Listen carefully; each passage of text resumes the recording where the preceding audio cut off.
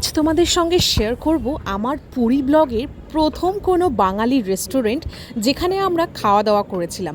দেখো, আমরা যখনই কোথাও বাইরে যাই তখনই কিন্তু আমরা খুঁজি কোনো বাঙালি খাবারের সন্ধানে, এবং সব জায়গায় যে বাঙালি খাবার ঠিক তেমনি সুস্বাদু ঠিক দামে হবে সেটা কিন্তু একদমই না। তাই জন্য আজকে পুরীতে আমি কোথায় কোথায় কবে কবে কী বাঙালি থালি খেয়েছিলাম তোমাদের কিন্তু এক এক করে শেয়ার করব। সবার আগে তোমাদের আমার হোটেল থেকে পুরী বিচের ভিউটা একটু দেখিয়ে দিলাম। পুরী সমুদ্রটা সত্যি চোখ জুড়ানো, যতদূর চোখ যায় নীল। আর এটা ছিল আমাদের প্রথম বাঙালি রেস্টুরেন্ট যেখানে আমরা দুপুরের খাওয়া দাওয়া করেছি, সেটা হচ্ছে সুদীপার রান্নাঘর।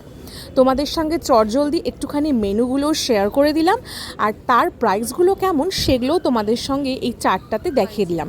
প্রাইস কিন্তু নমিনালি ছিল, এমন কিছু হাইফাইও না, আবার খুব যে একটা সস্তা তাও না। চলো তাহলে এবার যাওয়া যাক খাওয়া দাওয়ার দিকে। থালিতে কি কি ছিল? ডাল ছিল, শুক্তো ছিল, আলু পটলের তরকারি ছিল, চাটনি ছিল, তার সঙ্গে কিন্তু ঝুড়ি ঝুড়ি আলু ভাজা আর এরকম সাদা ভাত। আমরা কিন্তু দুজনে দুটো ভেজ থালি নিয়ে নিয়েছিলাম, তার সঙ্গে অ্যাড করেছিলাম একটা চিকেন মালাইকারি, যেটা এক প্লেট, যার মধ্যে ছিল হচ্ছে 4 পিস, আর নিয়েছিলাম হচ্ছে মাটনের পাতলা ঝোল। আমরা কিন্তু বলে দিয়েছিলাম যেন মাটনের ঝোলটা বেশ সুন্দর করে পাতলা করে করে। আলু ভাজা দিয়ে ডালটা কিন্তু ভীষণ সুন্দর লেগেছে, ডালটা খুব সুন্দরভাবে তড়কা দেওয়া ছিল। আর এটা কিন্তু ছিল মুগ ডাল, মুগ ডালের সঙ্গে এরকম লাল লাল ঝুড়ি ঝুড়ি আলু ভাজা, দারুণ লেগেছে। তারপরে কিন্তু আমাদের সেকেন্ড যে আইটেমটা ছিল সেটা হচ্ছে শুক্তো। শুক্তোটা দেখে বুঝতেই পারছিলাম বেশ ঘন হয়েছিল আর ভীষণ সুন্দর একটা স্মেল আসছিল। শুক্তোটার মধ্যে কিন্তু কাঁচকলা ছিল, উচ্ছে ছিল, সজনের ডাঁটা ছিল, পুরো একদম বাঙালিয়ানা খাবারের মতন দুর্দান্ত স্বাদ হয়েছিল। মানে শুক্তোটার মধ্যে যে দুধ আছে সেই দুধেরও যে ফ্লেভারটা আসছিল, আর শুক্তোটা কিন্তু দারুণ লাগছিল। দেখো এখানে কিন্তু চিংড়ি, মিষ্টি দই আর মাটনটা দিয়ে গেল। হ্যাঁ, আমাদের এই থালিটাতে একটা দারুণ জিনিস হচ্ছে মিষ্টি দই। আমরা প্রত্যেকটা রেস্টুরেন্টে দেখি টক দই দেয়, কিন্তু এখানে দেখলাম একটা কি সুন্দর মিষ্টি দইয়ের হাঁড়ি দিয়েছে। ও কিন্তু চিংড়ি দিয়ে খাচ্ছে, আর আমি কিন্তু খাচ্ছি হচ্ছে এটা দই পটলের দোরমা। পটলের দোরমাটা কিন্তু চূড়ান্ত ছিল, এর মধ্যে হয়তো ক্রিম ইউজ করেছিল, তার জন্য বেশ মাখা মাখা ছিল, আর গ্রেভিটা কিন্তু দারুণ স্বাদ লাগছিল। এবার খাবো হচ্ছে চিংড়ি মালাইকারি দিয়ে।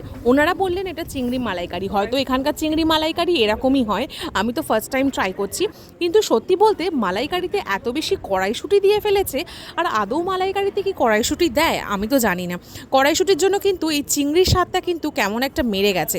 আর চিংড়িটা এত বেশি মানে খোলা ছিল, বা যে চিংড়ির যে কালো কালো যে এগুলো থাকে সেগুলো খুব একটা ভালো করে ছাড়ায়নি, তাই জন্য চিংড়িটা কিন্তু আমার অ্যাভারেজ লেগেছিল। আর এটা ছিল হচ্ছে মাটন কষা, যেটা কিন্তু দূর থেকে দেখি প্রচণ্ড লোভ লাগছিল। ও কিন্তু খেয়ে বললো চরম হয়েছে। চলো আমিও একটু ট্রাই করে দেখি আর তোমাদের জানাই যে মাটনটা কতটা স্বাদ হয়েছে। নিয়ে নিলাম 2 পিস মাটন, তার সঙ্গে লাল লাল ঝোল। মাটনটা দেখো কি সুন্দর পিঙ্কিশ মাটন। আমি তো যতদূর জানি মাটনে এরকম পিঙ্কিশ ভাব থাকা মানে সেই মাটনটা অনেক টাটকা হয়।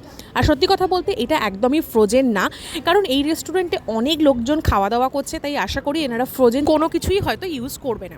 যাই হোক, আজকের থালিটা তোমাদের কেমন লাগলো অবশ্যই জানিও। আর তোমরা পুরীতে এসে কারা কারা এখানে খাওয়া দাওয়া করেছো আর কাদের কেমন লেগেছে সেটাও কিন্তু জানিও। শেষ পাতে কিন্তু ছিল এরকম চাটনি, যেটা হচ্ছে আমের চাটনি, খুব সুন্দর জেলি জেলি মতন লাগছিল, টক মিষ্টি। আর তারপরে কিন্তু ছিল মিষ্টি দই, যেটা তো আমার ভীষণই ভালো লেগেছে। আমাদের খাওয়া দাওয়া কিন্তু কমপ্লিট। রেস্টুরেন্টের খাওয়া দাওয়াটা কিন্তু সত্যি ভীষণই সুন্দর ছিল।